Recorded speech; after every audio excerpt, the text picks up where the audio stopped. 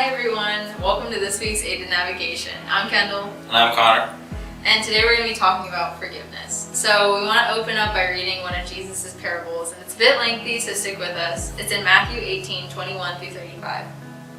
It reads, "Then Peter came to him and said, 'Lord, how often shall my brother sin against me and I forgive him? Up to 7 times?'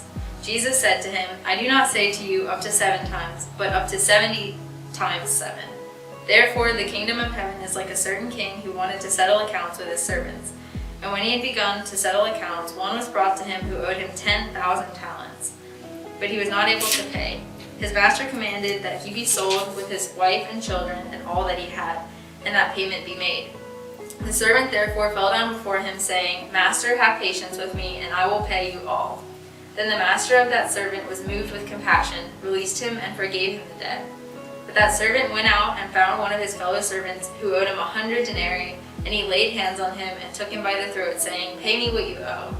So his fellow servant fell down at his feet and begged him, saying, 'Have patience with me, and I will pay you all.'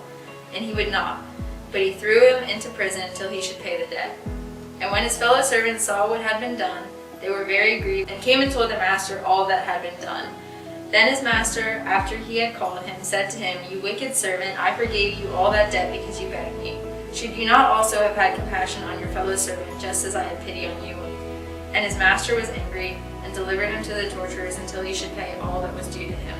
So my heavenly Father also will do to you if each of you from his heart does not forgive his brother his trespasses." So what do we see going on here?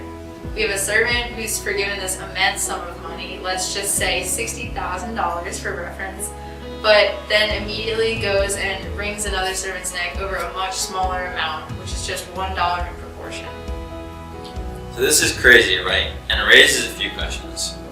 First of all, what is this biblical forgiveness that we're talking about? So Jesus offers us all forgiveness through a sacrifice on the cross, which was a consequence of our sin and not his. Forgiveness is choosing to see someone the way that God sees them, by accepting the consequence of their sin on your life.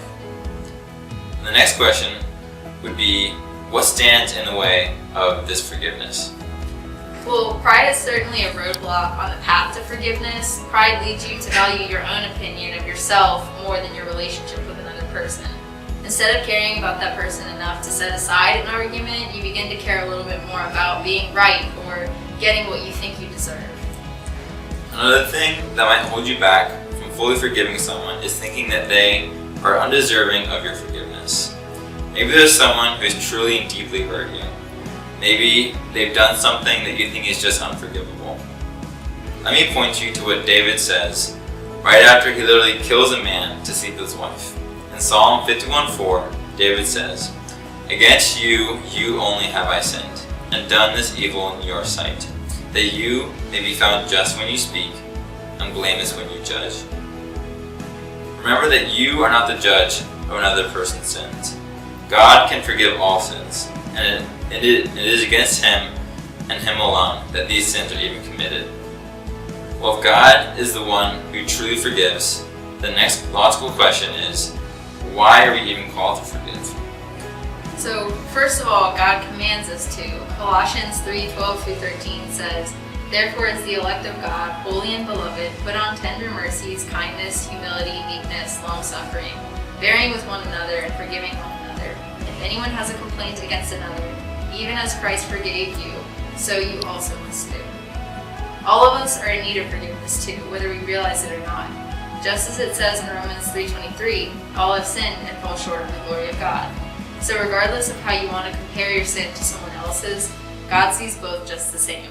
All have sinned. You need forgiveness just as much as anyone else does. So we can't just go around wringing people's necks just for a buck. So how do we forgive, right? We need to recognize first where we stand in the eyes of God. Just like in the parable we read at the beginning, the debt that we owe is so much greater than we could ever understand. Even still, the kind and generous King forgives. His compassion is rooted in love. In just the same way, we should have compassion and love for others, offering forgiveness rather than ransoming it for an apology. Thanks for tuning in today. I'm Connor. I'm Kendall. Have a blessed day.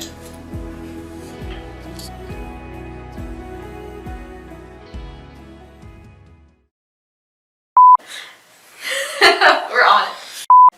Lord. We practiced this twice. Okay.